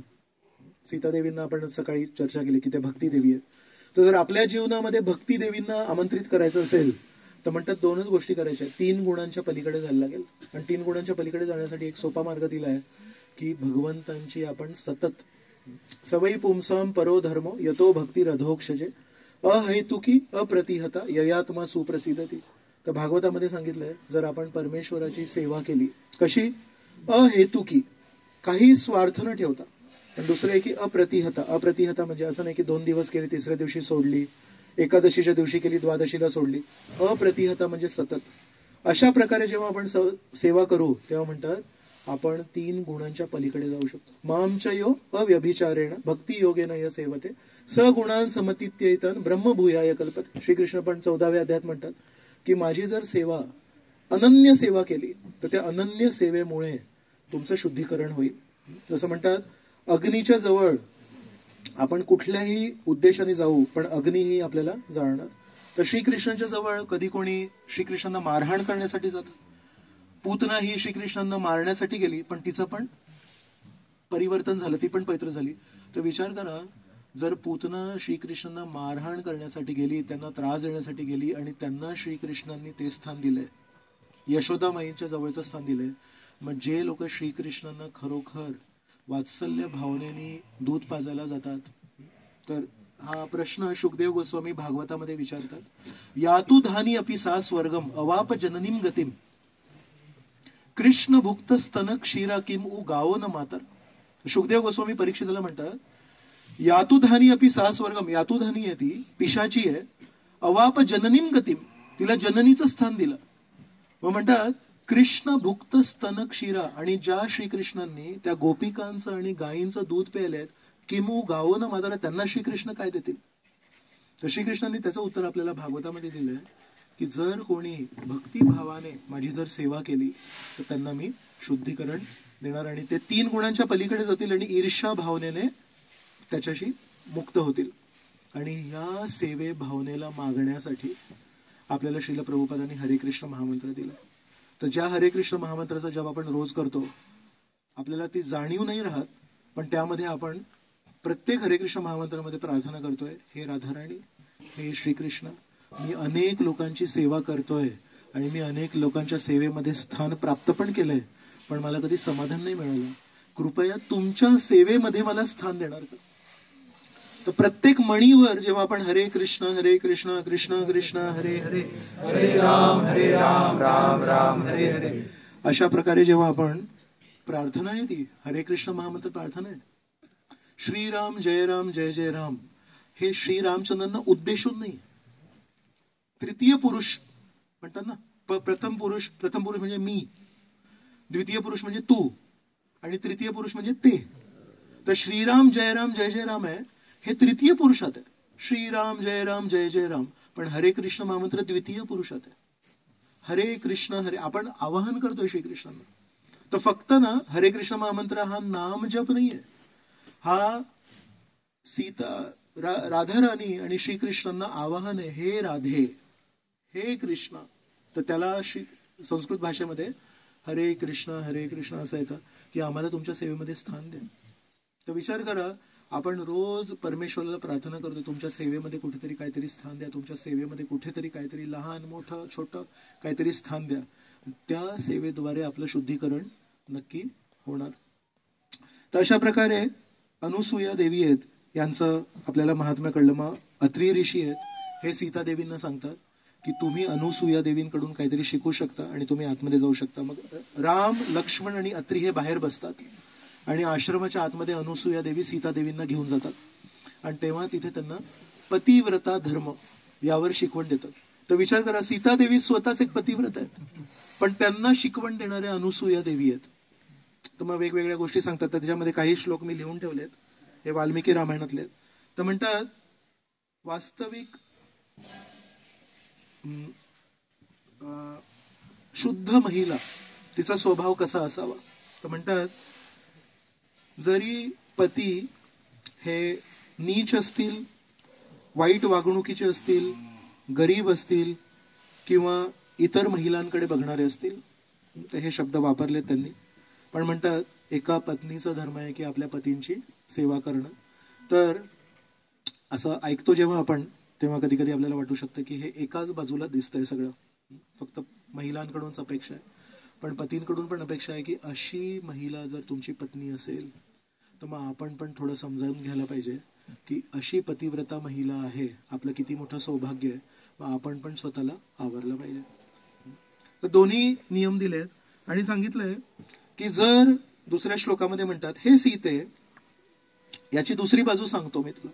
दुसरी बाजू हे आहे की जर एका महिलेला असे पती प्राप्त असतील जे प्रत्येक परिस्थितीमध्ये तिची संरक्षण करतायत, प्रत्येक परिस्थितीमध्ये तिची काळजी घेतायत, तर अशा पत्नीचा पण धर्म आहे की तिने अजून कोणालाही जवळ नाही घ्यायला पाहिजे. तिचा सगळ्यात चांगला मित्र हे तिचे पती आहेत. तर महिलांना अशा प्रकारे सांगितलं आणि पतींना पण सांगितलं. मग म्हणतात की आता थोडा सूर्यास्त होतोय, तर कृपया तू आता तुझ्या पतींची सेवा कर, पण जाण्याआधी मला तुला काहीतरी द्यायचंय. मग काय देतात ते? तर म्हणतात इदम दिव्यम वरम माल्यम वस्त्रम आभरणानी च अंगरागम च वैदेही महाअर्हम अनुलेपत. तर आतमध्ये त्यांच्याकडे काही काही गोष्टी आहेत. मग म्हणतात दिव्य वरमाला त्यांच्याकडे कुठून प्राप्त झाली होती माहिती? पण फुलांची एक माला होती त्यांच्याकडे, हार होता, तो त्यांना दिला सीता देवींना. वस्त्रम आभरणानीच्या, खूप दिव्य वस्त्र दिले त्यांना, काहीतरी आभूषण दिले, दागदागिने दिले. अंगरागम, एक त्यांना काहीतरी पावडर दिली. आणि नंतर म्हणतात अनुलेपनम, काही क्रीम वगैरे म्हणतो, अनुलेपनम लेप, तशा प्रकारचं दिलं. आणि म्हणाले जर तुम्ही हे लेप लावला तर तुम्ही नेहमी अतिशय सुंदर दिसाल, तुम्ही अतिशय आकर्षक दिसाल आणि असं वाटेल की गेल्या 14 वर्षांपासून तुमच्यावर काळाचा काही प्रभावच नाही झालाय. आणि अशा प्रकारे या दिव्य गोष्टी भेटवस्तू म्हणून सीतादेवींना देतात. सीतादेवी ह्या सगळ्या गोष्टी घेऊन बाहेर येतात आणि रामचंद्रांना म्हणतात बघा मला यांनी काय काय दिलंय. मग रामचंद्र म्हणतात या सर्व गोष्टींना तुम्ही वापरून मला तुमचं दर्शन घ्यायचंय. हे जे नवीन वस्त्र मिळाले हे वस्त्र घाला, तुम्ही आभरण जे मिळाले ते तुम्ही घाला, दागिने घाला. आणि सीतादेवी परत आतमध्ये जातात आणि हे दिव्य वस्त्र घालतात, नवीन दागिने घालून बाहेर येतात. तेव्हा रामचंद्र पूर्णपणे थक्क होतात की तुम्ही किती सुंदर दिसताय.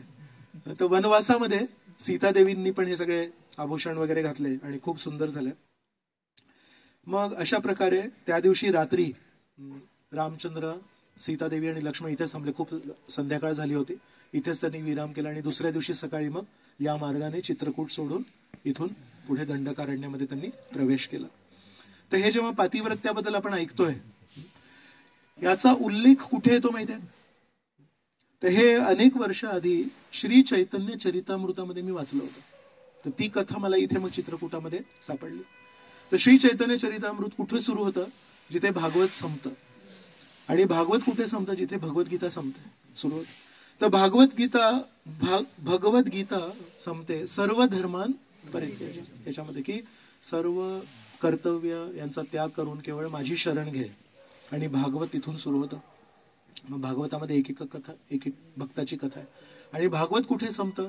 नाम संकीर्तनम यस्य सर्व पाप विनाशनम. तर शेवटचा जो श्लोक आहे भागवतमचा तो आहे नाम संकीर्तनम यस्य सर्व पाप प्रणाशनम, की परमेश्वराच्या नाम संकीर्तनाने सर्व पाप नश्य होतात. तिथून श्री चैतन्य चरितामृत सुरू होतं की नाम संकीर्तनापासून सुरू होतं. श्री चैतन्य महाप्रभू नाम संकीर्तन करतायत. आणि श्री चैतन्य चरितामृत हे इतक्या उत्कृष्ट उच्च स्तरावरचं जे ग्रंथ आहे ते कुठे समाप्त होतं? तर अंत्यलीलेचा जो शेवटचा अध्याय आहे तो आहे शिक्षाष्टक प्रार्थना. त्या शिक्षाष्टक प्रार्थनाचा शेवटचा श्लोक काय आहे? गीता ही उच्च आहे आपल्यासाठी. आपण 3ऱ्या अध्यायात आहोत आता सध्या. 3ऱ्या पण नाही, 2ऱ्या अध्यायात आहोत. देहिनोस्मिन यथा देहे कौमारम यौवनम जरा. आपण शरीर नाही होत, आपण आत्मा. याच्यामध्येच आपला लढा चालू आहे. मग कर्तव्य बुद्धी, मग ज्ञान, मग सेवा, मग ध्यान, मग भक्तियोग, अजून लांब आहे भरपूर. तर आता कुठे चैतन्य चरितामृत? चैतन्य चरितामध्ये शुद्ध भक्ती, शुद्ध भक्तीच्या एक स्तर खाली काही स्वीकार नाही श्री चैतन्य महाप्रभूंना. तर त्यांनी केवळ 8 प्रार्थना दिल्या आपल्याला श्री चैतन्य महाप्रभूंनी. तर चेतोदर्पण मार्जनापासून शेवटची प्रार्थना कोण सांगणार? आश्लिष्य पादरताम पिनष्टुमा अदर्शनाम मर्महताम करोतो वा यथा तथा वा विदधातु लंपटो मत प्राणनाथस्तु स एव ना पर. यामध्ये श्री चैतन्य महाप्रभू शेवटची जी भावना सांगतायत, राधाराणींची भावना व्यक्त करतायत की मी तुमची दासी आहे, तुम्ही मला आलिंगन करा. आश्लिष्य पादरताम पिनष्टुमम, किंवा आपल्या पायाची धूळ बनवा. मत प्राणनाथस्तु स एव ना पर, तुम्हीच माझे प्राणनाथ आहात. तर अनेक अशा कथा आपण ऐकल्यात. एक दिवशी श्रीकृष्ण हे सीतादेव राधा राणीकडे येतात, माफ करा, राधा राणीकडे येतात आणि म्हणतात तुम्ही खूप सुंदर आहात. ते म्हणतात तू हे वाक्य अनेक वेळा बोललायस आणि अनेक जणींना बोललायस, मला आता तुझ्यावर विश्वास नाही. म्हणजे तुम्ही खूप सुंदर आहात, खूप सुंदर आहात. तर आपण दीपावली शब्द ऐकलाय. तर दीपावली याचा शब्दशः अर्थ आहे एवढं सांगणार मला? अवली म्हणजे रांग आणि दीप अवली म्हणजे दिव्यांची रांग. भक्ती विनोद ठाकूरांनी एक भजनाचा संग्रह लिहिला, त्याचं नाव आहे गीतावली. अनेक आपण जे भक्ती विनोद ठाकूरांचे भजन गातो ते गीतावलीत. गोपीनाथ मामा निवेदनजनो गीतावलीमध्ये. तर गीतांची अवली म्हणजे गीतावली, दीपांची अवली म्हणजे दीपावली. तर त्या दिवशी श्रीकृष्णांना काय होतं काय माहिती नाही, पण त्या दिवशी राधाराणी म्हणतात तुम्ही चंद्रासारखे सुंदर आहे. तर राधाराणी म्हणतात एक मिनिट, मला ही उपमा अजिबात मंजूर नाही, कारण चंद्राचं जे प्रकाश आहे, चंद्राचं तेज आहे ते सूर्याचं आहे, प्रतिबिंबित तेज आहे, स्वतःचं तेज नाही आहे चंद्राचं, माझं तेज स्वतःच आहे. म्हणतात चंद्राला कधी कधी कृष्ण पक्ष शुक्ल पक्ष होतो, कधी कधी आकार होतो, माझे सौंदर्य कधी कमी होत नाही. म्हणतात चंद्रावर डाग आहेत, माझ्यावर कधीच डाग नाही आहेत. कधी कधी चंद्राला ग्रहण पण लागतं, मला कधी ग्रहण नाही लागत. असं एक एक एक करून खूप ऐकवतात. नंतर श्रीकृष्ण लक्षात येतं चंद्राची उपमा परत कधी द्यायची नाही. एक ठिकाण आहे जिथे श्रीकृष्ण पण हतबल होतात. असंच एक दिवशी परत राधाराणींकडे जाताना म्हणतात तुम्ही खूप सुंदर आहे, तुम्ही खूप सुंदर आहे. तर म्हणतात किती सुंदर आहे, बघते आता तुला किती बुद्धी आहे. तर त्या दिवशी त्यांना काय होतं माहिती नाही. ते म्हणतात काय काय सांगू काय सांगू, दीपावली गीतावली. ते म्हणतात तुम्ही चंद्रावली सारखे सुंदर. त्यांना सांगायचं असतं चंद्र अवली म्हणजे एका चंद्रासारखे नाहीये तुम्ही अनेक अनेक चंद्रांची जर रांग लागली तेवढे सुंदर तुम्ही. पण ज्यांना माहिती नाहीये त्यांच्या ज्ञानामध्ये भर टाकण्यासाठी मला एक सांगावंशी वाटतंय की वृंदावनामध्ये 2 पंथ आहेत गोपिकांचे, वामपंथी आणि दक्षिणपंथी. वामपंथी म्हणजे जे श्रीकृष्णांना आपलंसं करतात आणि दक्षिणपंथी म्हणजे श्रीकृष्ण ज्यांना आपलंसं करतात. श्रीकृष्ण ज्यांना म्हणजे ज्यांचे स्वामी श्रीकृष्ण ते दक्षिणपंथी आणि ज्यांची मालमत्ता श्रीकृष्ण ते वामपंथी. वामपंथी गोपिका आहेत, त्यांचे लीडर कोण आहेत? काय आपण गौडीय वैष्णव, काय तुम्ही महाप्रसाद जास्ती झाला. आपण राधाराणींच्या मार्गावर आहे. तर राधा राणींची मालमत्ता श्रीकृष्ण, श्रीकृष्णांची मालमत्ता राधाराणी नाही. आणि जो दुसरा पंथ आहे त्यांचे लीडर आहे, त्यांचं नाव आहे चंद्रावली. तर म्हणून राधाराणींसमोर चंद्रावलीचं नाव कधीच नाही घ्यायला पाहिजे. पण त्या दिवशी श्रीकृष्णांची बुद्धी एवढी चालत नाही, म्हणते तू चंद्रावली सारखी खुश. म्हणजे काय चंद्रावलीचं नाव घेतलंस, परत फसले श्रीकृष्ण. पण एकदा राधाराणी लक्षात येतं की यांना कुठेतरी काहीतरी चंद्रावली प्रति आकर्षण आहे. तर ती भावना चैतन्य चरितामृतामध्ये श्री चैतन्य महाप्रभू ते शिक्षाष्टक प्रार्थना जेव्हा देतात त्याच्यानंतर त्या श्लोकाचं, तर हा श्लोक क्रमांक शेवटच्या अध्यायामध्ये श्लोक क्रमांक 48 आहे आणि श्लोक क्रमांक 47 मध्ये श्री चैतन्य महाप्रभू आश्लिष्य वा पादरताम श्लोक सांगतात. तर त्यामध्ये काय सांगतायत, हे राधाराणींचे शब्द आहेत. आम्ही कृष्ण पद दासी तेहो रस सुख राशी आलिंगीय करे आत्मसाथ की बाना दे दर्शन जारे न मोर तनुमन तबू ते हो मोर प्राणनाथ. म्हणतात कधी श्रीकृष्ण मला आलिंगन करतात, कधी श्रीकृष्ण माझ्याकडे दुर्लक्ष करतात, काही हरकत नाही, मी त्यांची दासी आहे. तर एकेका श्लोकामध्ये राधाराणी म्हणतात सखी हे शुन मोर मनेर निश्चय किंवा अनुराग करे किंवा दुःख दिया मरे. म्हणतात कधी श्रीकृष्ण माझ्यावर अनुराग करतात, प्रेम करतात आणि कधी दुःख देऊन मला मारतातही. मोर प्राणेश्वर कृष्ण अन्य नय म्हणतात माझ्या प्राणेश्वर कृष्ण. तर या श्लोकांच्या शृंखलेमध्ये श्लोक क्रमांक 47 ते श्लोक क्रमांक 62 तुम्ही नंतर वाचू शकता. या श्लोकांच्या शृंखलेमध्ये राधाराणी त्या शीलवतीचं उदाहरण देतात. तर श्री चैतन्य महाप्रभू आहे जे राधाराणींच्या भावना श्रीकृष्णांना व्यक्त करतात. पण त्या शीलवती ब्राह्मणी सांगतात की ती एक शीलवती ब्राह्मणी होती. तिथे कुष्ठ रोग झालेल्या पतींना एका दुसऱ्या महिलेकडे घेऊन जात होती. का? तर मी पतिव्रत आहे, मी माझा धर्म करणार. तसं म्हणतात मी पण तिच्याकडून शिकते आणि जरी तुम्ही चंद्रावलीला प्रेम केलं तरी पण मी तुम्हाला नेहमी प्रेम करणार. तर आपण श्री चैतन्य महाप्रभूंच्या मार्गावर आहोत, आपण श्रील प्रभुपादांच्या मार्गावर आहोत, म्हणून आपण पण या गोष्टीतून शिकू शकतो की आपल्यासाठी पतिव्रता धर्म काय. आपल्यासाठी पतिव्रता धर्म आहे की कुठल्या